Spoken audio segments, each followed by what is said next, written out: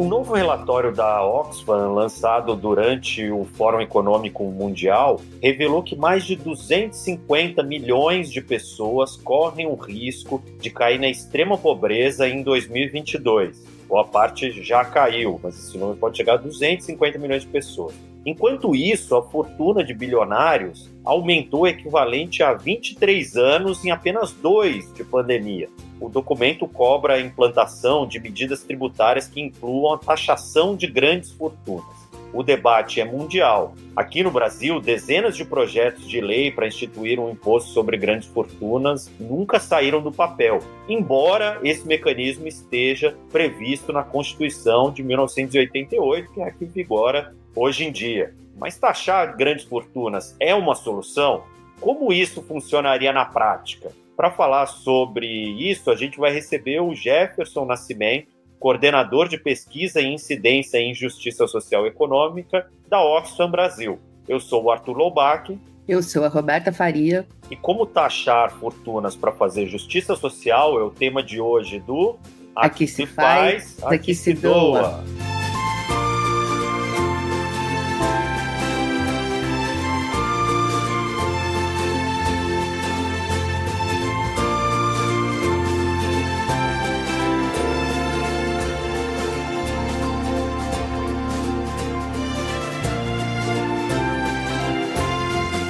Está começando mais um Aqui se faz, aqui se doa, seu podcast semanal sobre cultura de doação, produzido pelo Instituto MOL, com apoio do movimento Bem Maior, da Morro do Conselho Participações e da Ambev, além de divulgação do Infomoney. Em 2015, o apresentador do National Geographic, Jason Silva, lançou uma campanha para definir o conceito de bilionário, ou para redefinir o conceito de bilionário. Para ele, bilionário não devia ser quem tem 1 bilhão na conta bancária, né? Como definem aí as revistas que fazem rankings de bilionários ou listas de bilionários. Mas sim, deveria ser bilionário aquela pessoa que impacta positivamente a vida de mais de 1 bilhão de pessoas. Roberta, você acha que faz sentido isso? Seria maravilhoso, né? Me lembra aquela frase que era tão pobre, mas tão pobre que só tinha dinheiro. Né? Enfim, seria muito bom ter essa outra conta, mas se essa for a razão do ranking da Forbes do ano que vem, acho que não terá ninguém nessa lista, porque geralmente o impacto é negativo, não positivo. Eu acho que tem aí até muito ricos, até que olham para esse Jason aí como aquele Jason de sexta-feira 13, né? Morrem de medo desse papo. No episódio 67, a gente falou sobre doações feitas por pessoas que têm grandes fortunas. Essa seria uma maneira dos bilionários se encaixarem na definição proposta pelo Jason, ou pelo menos se aproximarem mais disso. Mas hoje a gente vai falar de outra coisa. Como eu falei na abertura, a Constituição Federal Brasileira de 1988 prevê a implementação de um imposto sobre grandes fortunas, IGF, por meio de uma lei complementar. Embora isso nunca tenha sido definido, que mecanismo será esse, como fazer, para quem vale isso, né? Até julho do ano passado, segundo o levantamento feito pelo CNN Business, pelo menos 37 projetos sobre esse tema foram apresentados no Congresso Nacional. No geral, essas propostas prevêem alíquotas que variam de 0,3% a 5% de tributação sobre essas fortunas aplicadas progressivamente de acordo com o tamanho da riqueza. Mas, claro, nada aconteceu até agora. Bom, a grande questão é quem pagaria esse tipo de imposto, né? O quanto é ser muito rico no Brasil?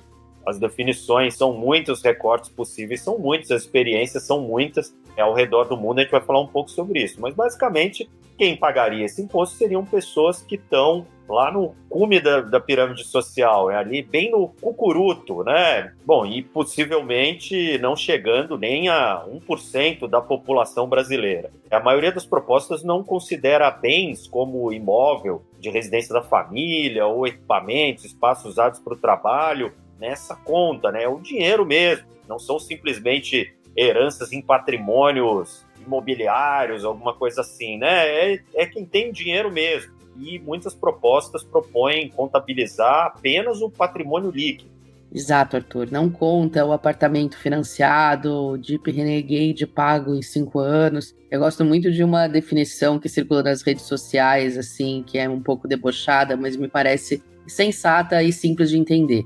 Se se você parar agora de trabalhar, você vai ter dinheiro para viver o resto da sua vida, vivendo a vida que você tem, sustentando as pessoas que você precisa sustentar? Se sua resposta é não, você é no máximo um pobre premium, mas você não é rico mesmo. Bom, muitos desses projetos surgiram depois da pandemia de Covid-19 e sugerem a criação de um imposto apenas temporário sobre essas fortunas. Foi o que aconteceu na Argentina, onde a crise causada pela pandemia fez com que fosse criada a jato uma lei que autorizou um imposto extraordinário cobrado uma única vez. A taxação atingia cerca de 12 mil pessoas físicas e jurídicas que declararam ativos acima de 2 milhões e 200 mil dólares. Lá na Argentina, onde também, os mais ricos não são tão ricos quanto os ricos no Brasil.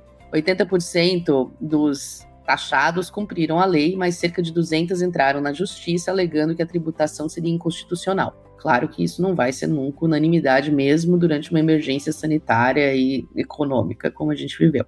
Bom, a Roberta fez uma piada ali, do que corre nas redes sociais. Obviamente que quem tem um Jeep Renegade ou tênis que está longe de ser pobre no contexto brasileiro. Mas não é dessas pessoas que a gente está falando nesses projetos de taxação de fortunas, Só para a gente ter uma ideia, aqui alguns números, um estudo da FEA-USP, Faculdade de Economia e Administração da USP, recente, dentro do 1% mais rico da população, um recorte só dos homens brancos, que estão dentro desse 1% mais rico, ou seja, 0,56% da população brasileira. Esses têm uma renda média, vou repetir, renda média, eles ganham por mês uma média de R$115 mil. É isso mesmo. Esse grupo dos homens brancos, do 1% mais rico da população, uma média de rendimento mensal de R$115 mil. Isso não contabiliza patrimônio, Só a renda. Isso aí você compra o Jeep Renegade um por mês. Só para colocar em letras claras aqui do que a gente está falando. Para a classe média não se apavorar e sair com camisa do Brasil na rua achando que vai ser confiscado seus bens. Não é com essa fatia da população que a gente está falando. De fato, grandes fortunas. Exato. E um dado do mesmo estudo, só para a gente ter uma ideia, e isso piorou, esse dado, desde que esse estudo foi feito, o 0,1% mais rico da população brasileira detém 12,2% da riqueza. Então a gente está falando, dentro desse grupo dos 115 mil por mês, se a gente pegar os mais ricos desse grupo, tem mais de 12% do dinheiro todo que tem no país, tá? Então a gente está falando de dinheiro mesmo. Você lembra, Arthur, qual que é a renda média do 1%? Os números o último estudo que a gente tem da PNAD contínua, do IBGE, é de 2019. Para você fazer parte do 1% mais rico, tem que ter uma renda média superior a R$28.700. Que só esse valor já inclui aí uma fatia do funcionalismo público, de profissionais autônomos, de pequenos empreendedores, que fazem parte, claro, de uma elite econômica do Brasil, quando você pensa nos nossos 220 milhões de habitantes e na grande miséria que mais da metade da população vive. Mas quando você fala em fortunas, são pobres premiums, O que a gente está falando aqui de fortuna é quem está na casa mesmo das centenas de milhões e bilhões de reais. Bom, é um assunto polêmico, acho que vale a gente considerar mais alguns dados que a gente tem na mesa ou nos estudos aí mais recentes, e para isso a gente vai trazer a Rafa Carvalho, que é o nosso dicionário, nosso glossário aqui do Aqui Se Faz, Aqui Se Doa, para falar um pouco sobre esse assunto.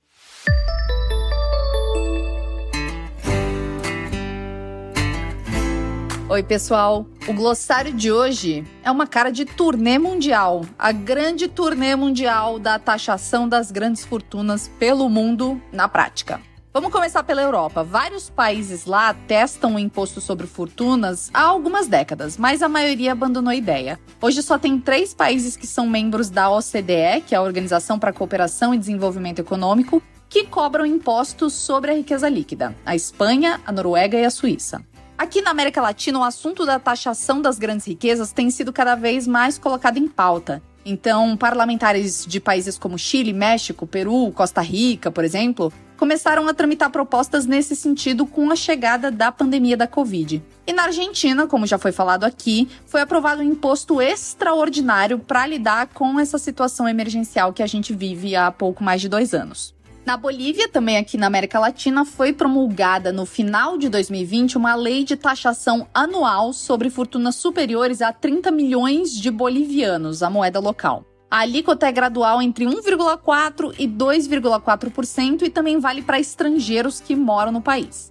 E tem casos mais antigos também, como o do Uruguai e da Colômbia. No Uruguai, a cobrança foi estabelecida em 1989, então há mais de 30 anos, e vale tanto para pessoas físicas quanto jurídicas. E na Colômbia, a tributação foi instituída em 1936, muito tempo atrás, né? E depois de muitas idas e vindas, em 2019, foi estabelecido que ela recairia só sobre o patrimônio de pessoas físicas superior a 5 bilhões de pesos, com uma alíquota proporcional de 1%. Em outros continentes, tem 2 países que têm debatido sobre o tema atualmente, são a África do Sul e Singapura. E aí a gente se pergunta, né? Será que isso vai ser um assunto em pauta globalmente daqui pra frente? É esperar pra descobrir, né? Eu sou a Rafaela Carvalho e toda semana eu te ajudo a desvendar um termo importante pra cultura de doação. Até a próxima!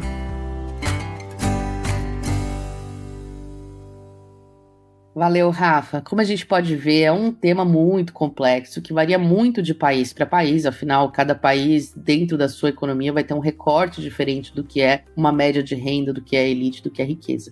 E às vezes até mesmo dentro de um país, porque a gente sabe mesmo no Brasil como as realidades são muito diferentes. Os ricos de alguns dos nossos centros urbanos são muito diferentes dos ricos de outras regiões mais afastadas. Mas algumas questões são comuns em boa parte dos debates. Por exemplo, muitos dizem que ter um imposto sobre grandes fortunas fará com que os mais ricos acabem levando seu dinheiro para outro lugar onde não haja esse tipo de tributo. Um caso bem ilustrativo disso, que saiu bastante na imprensa na época, foi quando o ator francês Gérard Depardieu decidiu mudar sua residência para a Bélgica. Isso aconteceu em 2012, porque a França tinha aumentado os impostos sobre os mais ricos. Outro argumento é que uma taxação sobre o patrimônio líquido reduziria a quantidade de capital disponível, que poderia, na palavra desses que questionam, afetar o empreendedorismo, a criação de novos negócios, né? Porque diminuiria, né, o dinheiro para investir disponível. Mas convenhamos, né, que isso parece ser dos mesmos criadores de tira as malas que a passagem de avião vai ficar mais barata, rever a carteira de trabalho que vai criar mais empregos. Bom, isso é só para citar 2 de muitos questionamentos, mas afinal, taxar grandes fortunas faz diferença quando a gente fala em resolver problemas de justiça social?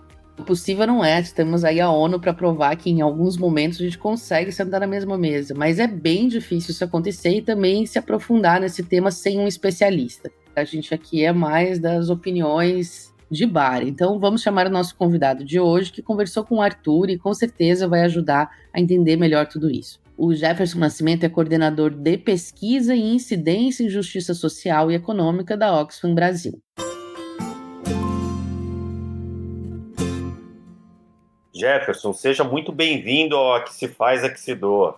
Muito obrigado aqui pela oportunidade. Ô Jefferson, para a gente começar a conversa, eu queria que você contasse um pouquinho, para quem não conhece, o que é a Oxfam Brasil, né? É uma ONG, é brasileira, é ligada a alguma organização internacional, empresa, partido político, né? É importante aqui a gente conhecer bem a fonte.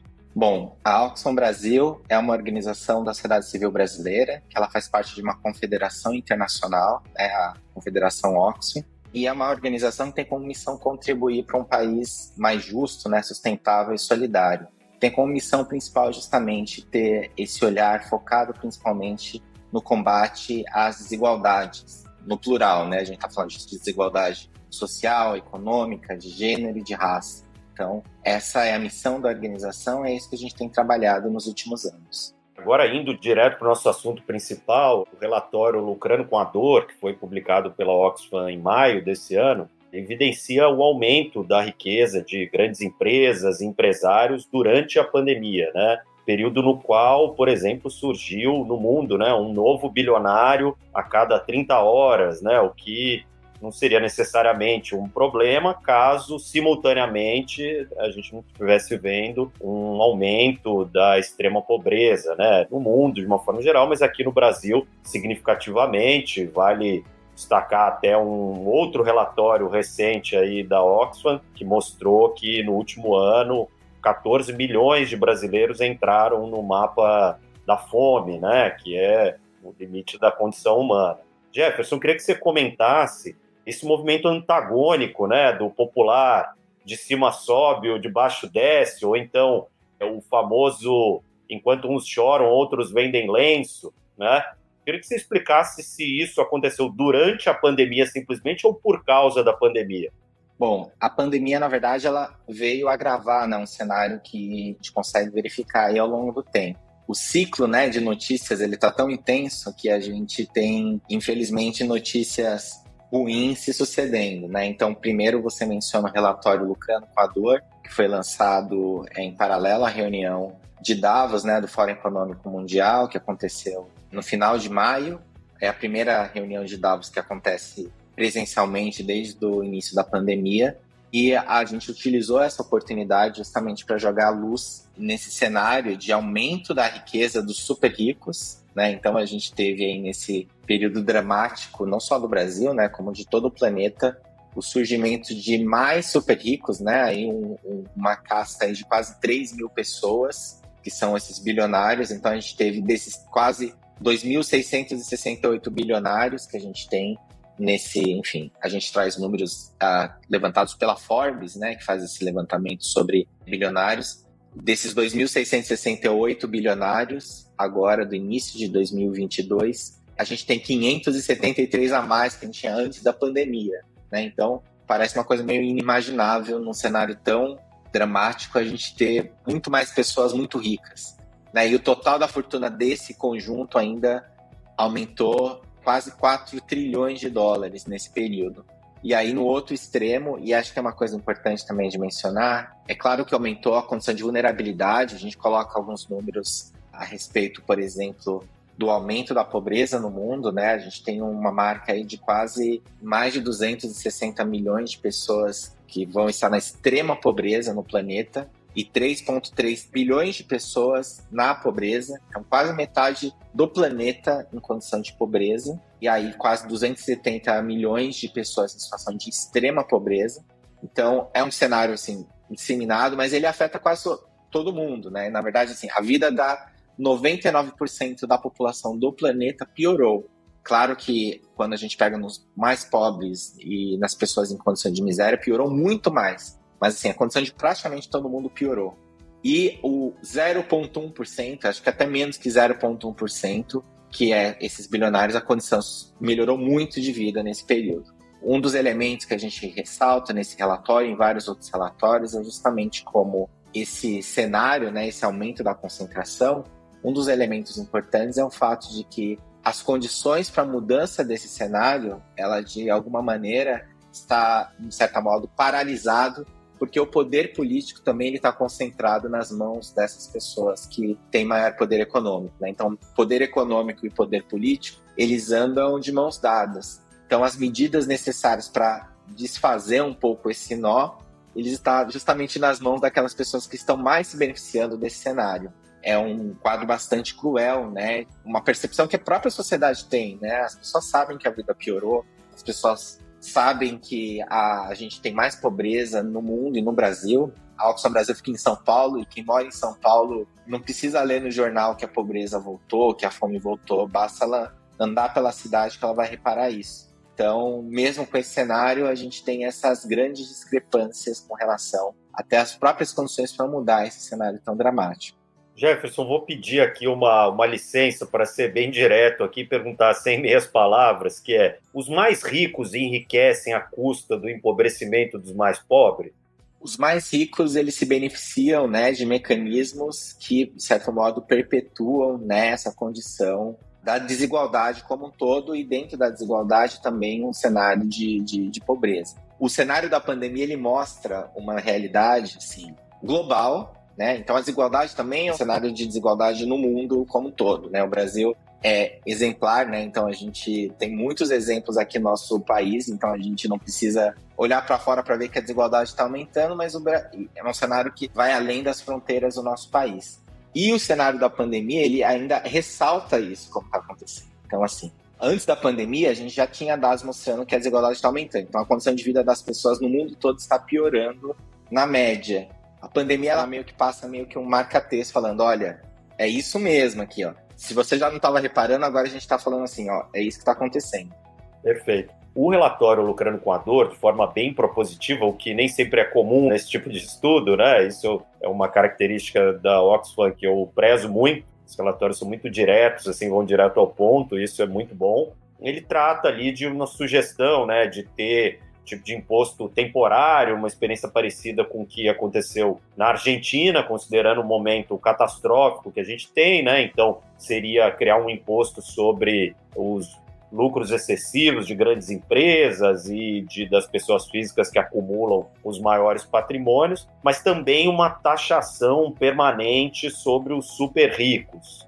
Como funcionaria isso em linhas gerais e que experiência das que vocês viram pelo mundo você acha que tem sido mais bem sucedida, né, nesse sentido dessa taxação de super ricos? Não, perfeito. Antes, só passar assim, em 1 ou 2 minutos no máximo, as recomendações do relatório, como você bem mencionou, são de duas naturezas. São 3 recomendações de duas naturezas. Na verdade, as 3 recomendações elas estão voltadas justamente com o tema dos impostos. Então, a gente está falando especificamente aqui de ação dos estados, né? Então, os estados eles têm que intervir nesse sentido de alterar, né, o sistema de impostos com 3 medidas de duas naturezas. A primeira natureza são medidas de caráter temporário, que são medidas voltadas especificamente para esse cenário da pandemia. Então, 2 dessas medidas têm esse caráter temporário, que é justamente você instituir taxação,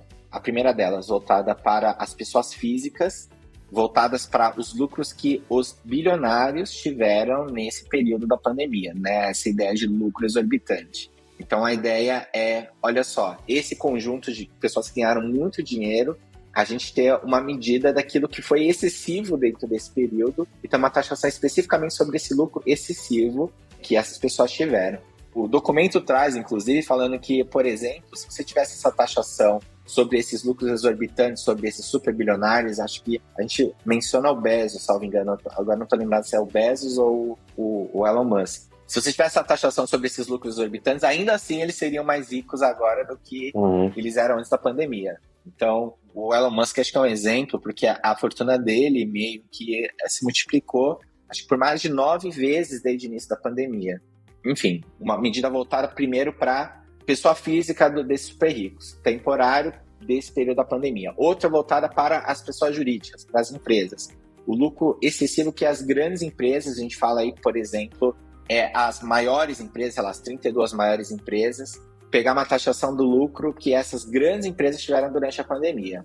Então, temporário, só voltado para esse lucro da pandemia. E uma outra a recomendação, essa de caráter permanente, de você estabelecer uma taxação permanente sobre grandes fortunas. E aí eu aproveito essa última medida para trazer para o caso do Brasil. Esse é um relatório global, então a gente não está falando especificamente da situação apenas do nosso país, mas essa última recomendação de caráter permanente, ela fala especificamente para nós aqui do Brasil, porque a gente tem esse mecanismo da taxação de grandes fortunas previsto na nossa Constituição brasileira, né? Então, é algo que a gente já tem previsto por aqui na Constituição. No artigo 153 da Constituição Federal, no inciso 7º, a gente fala de taxação sobre grandes fortunas e ela nunca foi regulamentada. Então, é algo que o legislador constitucional ele já previu em 88 e a gente nunca foi adiante com esse debate, né? Então, tem grandes debates a respeito de qual seria... eventualmente é um imposto que não é muito eficiente, ou é um imposto que o que ele agregar dentro da carga tributária brasileira é muito pequeno, sei lá, o Estado brasileiro arrecada mais de R$1 trilhão por ano com impostos, e você arrecadaria com imposto sobre grandes fortunas cerca de 30 bilhões de reais, então não é, perto desse grande montante, não é algo muito grande. Mas, de toda maneira, 30 bilhões de reais hoje já seria um fortalecimento importante, por exemplo, para programas de transferência de renda, né, em um cenário aí de aumento da pobreza e da miséria.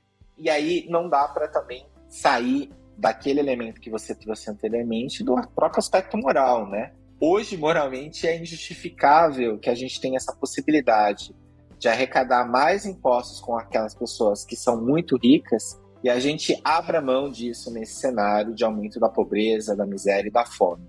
Então, não tem justificativa moral para a gente deixar de aplicar aquilo que a lei diz, né? Então, esse é aquele cenário perfeito que o elemento, a percepção moral e aquilo que a própria legislação já prevê, eles se encontram de uma maneira perfeita. Ótimo. Bom, trazendo aqui fazer o outro lado, né, fazer um contraponto, um questionamento que a gente ouve não só aqui, né, tem alguns casos na Argentina, por exemplo, que fez um programa temporário, né, desse imposto para as grandes fortunas compartilharem os seus ganhos na pandemia, é do uso desses recursos pelo Estado, né? Muitas vezes Estado que tem histórico de baixa eficiência na aplicação dos recursos, ou até alguns casos, em alguns países, em algumas instâncias públicas, casos criminais mesmo, né? Histórico de corrupção e tudo. E daí, trazendo a voz do povo, ou pelo menos de um extrato dele, e como que a gente faz para que esse dinheiro que eventualmente venha para um fim social, né? Então tirar aí dos maiores ganhos para gerar um impacto positivo na vida dos mais pobres, como que a gente garante que esse dinheiro consiga realizar o seu fim e não se perder aí nos meandros dos orçamentos públicos e cair eventualmente em algum escândalo de corrupção e tudo. Dá para, em outras palavras, dá para carimbar esse recurso para ele ter um fim social, né? Eu digo, você falou aqui, por exemplo, desse dinheiro ir para alguns programas sociais de transferência de renda direta e tudo. É possível fazer isso? Tem experiências nesse sentido? Então, acho que é uma ótima conexão, né, que você faz. E eu aproveito para trazer algumas informações de um outro relatório que a gente publica periodicamente aqui na Oxfam Brasil. É uma pesquisa que a gente faz junto com o Instituto Datafolha, a respeito das percepções da população brasileira com relação a desigualdades. Então, é uma pesquisa que a última que a gente publicou foi em maio do ano passado, a gente está trabalhando para publicar uma próxima edição, mas algumas das questões que você traz, essa pesquisa ela também retrata de alguma maneira esse cenário. Uma das questões que a gente pergunta nessa pesquisa é um pouco a respeito. Primeiro, as pessoas acham que a desigualdade é um problema e as pessoas, sei lá, 86% acredita que o progresso do Brasil está condicionado à redução de desigualdades entre muito ricos e muito pobres. 86%. E quando você pergunta, ok, desigualdade é algo que tem que ser lidado, a gente tem que combater a desigualdade. Mas quem tem que fazer isso? 85% acha que quem tem que fazer isso é uma prioridade dos governos. Então, o Estado é o responsável prioritário por reduzir desigualdades. Ok, né? Então, isso significa, o nosso entendimento assim, desigualdade ela é reduzida por meio de políticas públicas. Então, a gente também faz perguntas sobre, mas políticas públicas custam dinheiro. É claro que o Estado agir para reduzir desigualdades tem um custo. Então, algo que financia o Estado é justamente impostos. Então, você é favorável, por exemplo, a que haja o aumento de imposto de pessoas muito ricas para financiar políticas sociais? E a gente tem 84% acreditando que sim. Então, 8 em cada 10 brasileiros é favorável a que aumentem os impostos das pessoas muito ricas para financiar políticas sociais. Essa é uma pesquisa que a gente faz, já fez 3 vezes, a gente faz desde 2017, fez 2017, 2019 e 2021. Jefferson, papo para a gente seguir aqui em outros episódios, temos muita fios aqui que puxamos e precisamos continuar mais para frente, mas o nosso tempo aqui urge, então vou te convidar aqui para a gente passar para uma parte mais amena do papo e mais pessoal, que é a rodada relâmpago, em que eu vou te fazer 5 perguntas para você responder de bate-pronto, mais do seu posicionamento como pessoa física, como filantropo, pessoa e não instituição, né? Vamos lá? Claro, tô pronto. Bom, primeira pergunta é: qual foi a sua doação mais recente? Bom, a minha doação mais recente foi para a paróquia São Miguel Arcanjo, aqui de São Paulo, que é a paróquia no qual atua o padre Júlio Lancelotti, que é, enfim, exemplo para todos nós, defensores e defensoras de direitos humanos, com seu trabalho importante aí com relação à população em situação de rua aqui na cidade de São Paulo. Então essa foi a minha doação mais recente e enfim, ainda mais agora que a gente está num contexto de... Começou o inverno, né, recentemente, então é ainda mais necessário o apoio a essa população crescente em situação de rua aqui na cidade de São Paulo. Qual é a sua causa do coração, Jefferson? Acho que minha causa do coração, direitos humanos nos seus mais amplos aspectos, né? Desde a faculdade é algo que a minha prioridade de atuação, acho que sempre que com essa característica, acho que é importante, de defesa de direitos, né? De pensar esses aspectos e tratá-los como direitos fundamentais de todas as pessoas. E o que você doa, além de dinheiro? Enfim, eu tento ajudar as pessoas da melhor forma possível, compartilhando informações. Enfim, acho que eu sou uma pessoa muito ativa nas redes sociais também, de tentar, de certa maneira, sempre compartilhar aquilo que eu tenho contato, né, de informação, de vagas para trabalhar no terceiro setor também, para aumentar essa quantidade de pessoas que está engajada aí, né, para um país mais justo e solidário. Ótimo. Cita para a gente uma organização ou um projeto que você admira ou apoia e as pessoas conhecem pouco, você gostaria que conhecessem mais. Eu vou citar uma articulação que, enfim, acho que as pessoas até conhecem bem, mas eu acho que vale reforçar, que é a Coalizão Negra por Direitos, né, que é uma articulação ampla que congrega mais de uma centena de organizações negras por todo o Brasil, e que foi uma articulação que foi criada, né? Ela foi estabelecida a partir do momento que o atual governo federal foi eleito. Então, de certa maneira, ela é um pouco um produto também desses ataques, né, à própria sociedade civil, mas fazendo com que esses ataques se transformassem em potência de mobilização e de articulação política. Né? Acho que é importante, dentro dos vários cenários de desigualdades que a gente tem no nosso país, a gente pensar na questão da desigualdade racial como sendo algo estruturante, e a Coalizão Negra por Direitos tem tido um papel de protagonismo nesse engajamento contra esse racismo estrutural no Brasil. Jefferson, quando você quer convencer alguém a doar, a apoiar um projeto social, qual que é o seu primeiro argumento? Qual que é aquele argumento matador? Bom, o meu argumento matador é que e esses dados da pesquisa que eu mostrei agora, que eu mencionei de uma forma um pouco por cima, mostram que o brasileiro é solidário de uma maneira geral, né? É da nossa característica ser uma pessoa que se preocupa com os demais.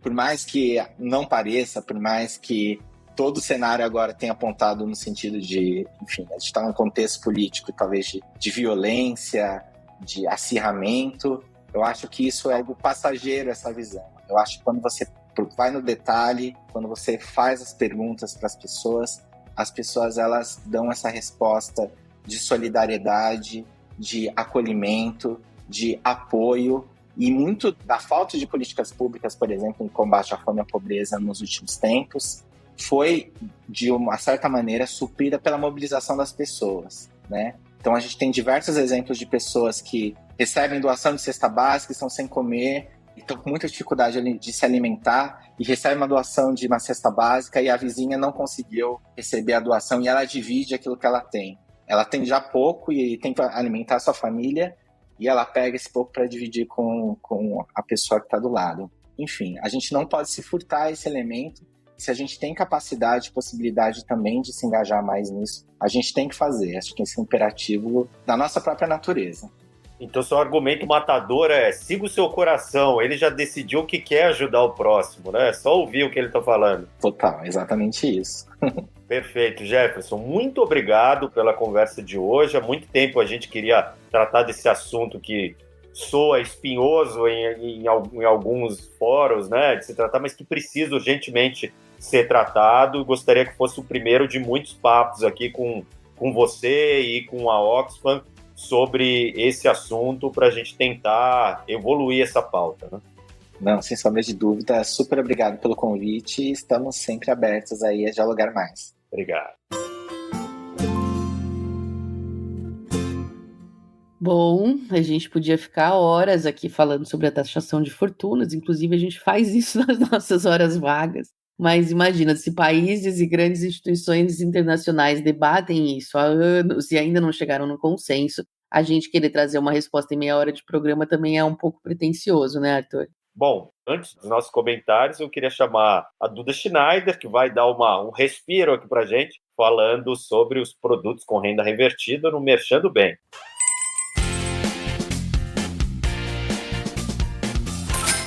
Oi, gente, eu sou a Duda Schneider e esse é mais um Merchando Bem. A dica de hoje são os acessórios da loja Bella Wonder. São colares, pingentes folheados em prata e também luminárias em formatos de golfinhos que revertem uma doação a cada compra realizada em seu site. Os projetos beneficiados são o Instituto Limpa Brasil e o Projeto Verde Mar, duas instituições que atuam na causa ambiental e na preservação da vida marinha. Além das doações revestidas pelo site, todos os produtos vendidos oferecem a possibilidade de o comprador acompanhar a vida de um golfinho ou tartaruga marinha que são monitorados pelas organizações. Quem adquire um produto recebe por e-mail o nome, idade, tamanho e fotos do animalzinho resgatado, além de ter acesso às câmeras que filmam o tratamento deles. Incrível, né? Para apoiar o projeto e conhecer esses produtos, acesse www.bellawonder.com, sem o BR mesmo. Espero que tenham gostado e até a próxima! Roberto, em janeiro, mais de 100 milionários e bilionários assinaram uma carta aberta que foi publicada durante o encontro virtual do Fórum Econômico Mundial, na qual eles pediam para pagar mais impostos. Veja só, eles admitiram que o atual sistema tributário não é justo e que deveriam pagar mais para gerar justiça social. Olha, né? Impressionante. A gente já falou aqui em alguns episódios sobre a importância e a necessidade de uma atitude mais proativa dos mais ricos, da elite, no sentido de buscar soluções para os problemas sociais. Até porque você pode tentar viver numa bolha, mas como a gente viu na pandemia, não é possível, né? E viver numa bolha não é a melhor maneira de se viver também. Além disso, tem uma questão ética, básica, filosófica, que é do quanto você precisa para viver. Como pode fazer sentido a pessoa ter tantos bilhões, né? Que ela jamais será capaz de usar, nem que ela viva 100 anos, 120 anos. Tem muitas facetas para discutir. Mas a gente tem, de fato, já, inclusive no Brasil, muitos milionários, bilionários engajados em questões sociais, assinando pledges, participando de movimentos, né? Inclusive o Movimento Bem Maior é um bom exemplo disso, que é um dos nossos apoiadores aqui e que é formado por super ricos que têm uma consciência de que o dinheiro precisa ser redistribuído e que as coisas precisam ser melhoradas. Então, acho que há esperança das coisas mudarem, mas de fato exige uma articulação política que é extremamente complexa, né? Não basta a boa vontade desses 100 bilionários de assinar algo, né, um abaixo assinado, e sim de governos tomarem decisões, e aí isso é bem complicado, né? Mas acho que outra questão que a gente tem que colocar, assim, quando a gente fala sobre a taxação de ricos, não é só essa visão Robin Hood, assim, né? Vamos tirar dos ricos para dar aos pobres. Eu acho que precisa ser entendido que o contexto ideal é, taxando mais os ricos, podemos desonerar os mais pobres. Proporcionalmente, né, especialmente no Brasil, os impostos, maior arrecadação está sobre o consumo, né? Então acaba afetando os mais pobres, porque absolutamente tudo que se compra se paga imposto. Então, se você tem uma outra fonte de arrecadação que está lá no topo da pirâmide, a gente poderia, em teoria, sem bagunçar a balança econômica, conseguir, né, desonerar para que o consumo e a vida dos mais pobres fique mais fácil, de modo a isso ajudar a trazer a justiça social e a desconcentração de renda necessária. Então não é só vou tirar de você para dar para uma ONG, é especialmente olhar para a grande balança econômica e ver como a gente faz quem não pode pagar menos e quem pode pagar mais. Eu acho que é importante aqui a gente colocar alguns pingos nos is nessas discussões para faltar empatia para os lados aqui. Definir o que é ser rico e o que é riqueza em um país tão desigual quanto o nosso é difícil. A gente mesmo deu alguns dados ali, que o 1% mais rico começa com R$28 mil por mês, só que a gente pega ali um cucuruto ali desse 1%, que são milhões e milhões e milhões todos os meses. Seja crítico mesmo, participe da sociedade, democracia é ser crítico em relação ao mundo que a gente vive, estimule que parlamentares melhores sejam eleitos, porque só assim o dinheiro vai ser melhor usado. Mas assim, se ainda assim você não conseguir lidar com essa ideia de que o Estado vai cuidar bem do seu dinheiro para gerar impacto social positivo, procure o terceiro setor. É muito eficiente, bem gerido, e eu vou dizer pela experiência própria que é a escolha que a gente faz majoritariamente no Grupo MOL, na Editora MOL e tudo. A gente trabalha fazendo uma ponte para arrecadar dinheiro para o terceiro setor e para a ala mais eficiente do terceiro setor gerar o impacto social. Então, se você tem dúvida se a justiça social vai ser feita simplesmente dando dinheiro para o Estado, apoia as ONGs eficientes, tenho certeza absoluta que você vai se satisfazer com o resultado, com o impacto que isso vai gerar. E eu posso dizer que, nesse momento que a gente na MOL está comemorando a quebra da barreira de 50 milhões de reais doados, e a gente está apurando aí o que esses 50 milhões de reais impactaram na sociedade, a gente está muitíssimo satisfeito com o ROI dessas mais de 1.400 doações que a gente fez ao longo de muitos anos. Então, trazendo pouquíssimos números aqui, mas, por exemplo, a gente conseguiu fazer com que 80 mil crianças e adolescentes muito pobres fossem ao dentista, graças à Turma do Bem. A gente conseguiu construir um hospital com o GRAAC, que em 9 anos, desde que foi aberto, já fez mais de 45 mil sessões de radioterapia, e a ala de radioterapia sequer existia, foi feito com dinheiro que a MOL doou. 3.400 novos casos de crianças e adolescentes com câncer foram atendidos nesse hospital. A gente conseguiu, daí falando só de algumas parcerias que a gente tem, 2 ONGs de Santa Catarina que trabalham com pacientes com problemas renais. A gente comprou equipamentos para fazer mais de 98 mil horas de hemodiálise, 2.500 sessões de Pediasuite, né, que procure saber a importância disso e converse com pais que têm uma criança com uma deficiência motora e tal, a importância disso. Próteses, órteses instaladas, atendimentos oftalmológicos para mais de 2.500 pessoas. Enfim, gente, se quer falar de justiça social, impacto na vida das pessoas, eu posso garantir para vocês que há muitos mecanismos, se você tiver afim de dar o seu dinheiro para isso. Se tiver dúvida, conte com a gente para te ajudar a encontrar os caminhos, tá bom? Desculpa pela fala muito longa aqui, mas esse é um tema bem sensível para mim, por isso eu me estiquei. Muito bom, um belo publi editorial, Arthur, mas você falando assim, eu quase me senti bilionária, apesar de namorar de aluguel. Estamos a caminho do conselho bilionário do Jason, espero. Por hoje é isso, pessoal, mas o papo, como sempre, continua nas nossas redes sociais. Segue lá a gente no Instagram, no LinkedIn, nós somos o @Instituto MOL. Semana que vem a gente volta. Esse podcast é uma produção do Instituto MOL com apoio do Movimento Bem Maior, da Morro do Conselho Participações e da Ambev, além da divulgação do Infomoney. Esse episódio teve produção da Mônica Herculano. O roteiro final e a direção são de Ana Júlia Rodrigues e Vanessa Henriques, arte da Glaucia Ribeiro, do Instituto MOL. As colunas são de Rafaela Carvalho e Duda Schneider, da Editora MOL. A edição de som é do Bicho de Goiaba Podcasts. Até mais! Até mais!